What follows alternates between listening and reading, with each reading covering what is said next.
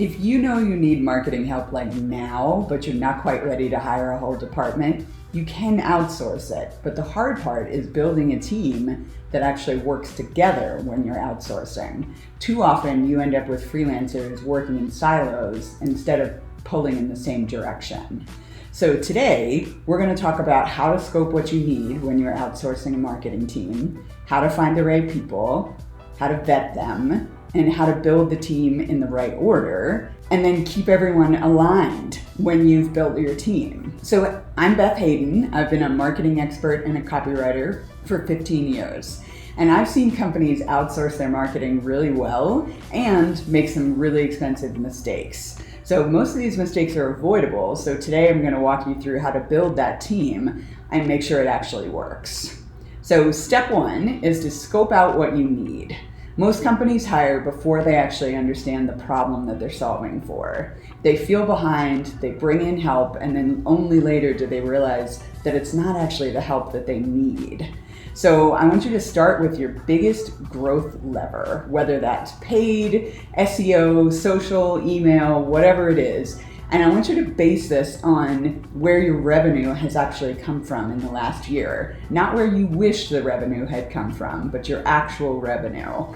If you can't identify that lever, then that's actually a red flag right away, and you know that the help that you need is strategic. It might not be a deliverable. So once you've identified your growth lever, which hopefully you can, you're going to list everything that you need to support it.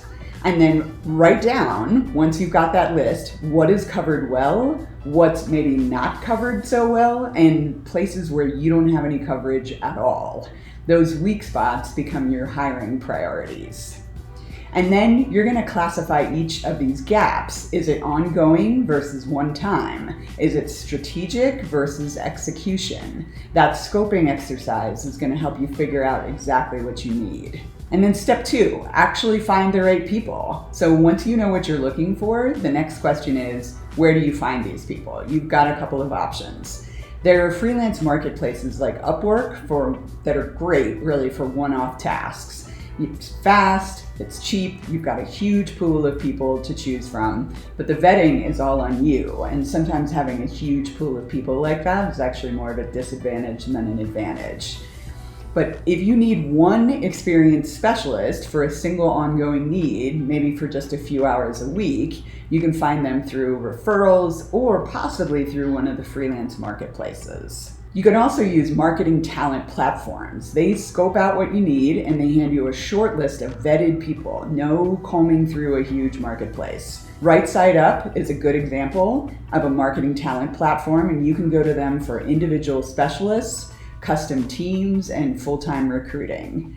Right Side Up's internal team, they're all marketers, and so they've been in the trenches and they can find you the right people. Now, you can also use agencies to find some people. That's going to give you a standardized channel execution. You get a ready-made team, ready-made process, but their retainers with agencies might not flex easily, and daily work will often go to juniors, maybe not the senior people who were in the room when you got the pitch from the agency. Then there's always full-time hires for your permanent core team. This is the right move when a role becomes central and really permanent, when it becomes clear that it's going to be long-term. So once you've got a pool of people through one of those methods, I want you to do 3 checks, because step 3 is to vet for skill and fit for your team. So it's going to be 3 checks. Number 1 is ownership. Don't just ask where they have worked previously, ask what they owned, what decisions they made, and whether they actually drove the results that are on their resume. And then communication is super important. That's your second check. Outside talent succeeds because they communicate well, they ask smart questions, and they work independently. That's critical. And then the third check, if you can, do a paid trial or a paid test project. Always start with something small before you make a longer commitment. Step 4, build in the right order. So don't build the whole team at once. Start with a role that's tied to your biggest growth lever, like we talked about.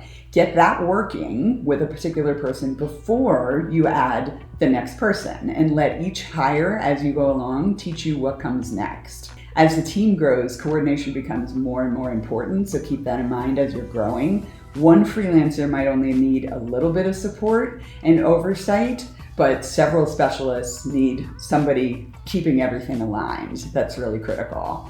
And again, when an outsourced role becomes permanent and the work just keeps coming, then bring it in-house, or make sure that you're hiring perhaps a temporary person or a contractor, and that you're hiring them in for a full-time role. Step 5 in this process, keep your team aligned.